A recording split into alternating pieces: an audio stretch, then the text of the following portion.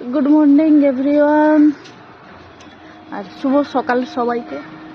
মানে আমি একটা কথা বললাম যে ধরো এরই মধ্যে শীত চলেই গেছে, বলতে পারো চলেই গেছে, আর এক সপ্তাহ পরে শীতে ছিটে ফোটা থাকবে না। এরই মধ্যে গায়ে কম্বল ওড়লে গরম লেগে যাচ্ছে, থাকা যাচ্ছে না। এই সকালে যেমন 6টার সময় আমি এসেছিলাম এক্সারসাইজ করতে, 6টার মধ্যে এমন গরম লেগেছে, পুরো পুরো ঘেমে নিয়ে লাল হয়ে গেছি।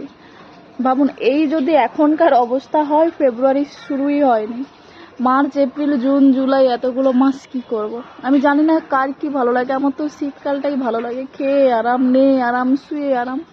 বাট যে আসছে তাকে নিয়ে সবার আরাম গেল, আরামের বাঁশ লেগে গেছে। ঠিক আছে, যাই হোক। আর সকাল সকাল তোমাদেরকে এই ছিল আমাদের ছাদের ব্যালকনি ভিউ মোটামুটি। চলো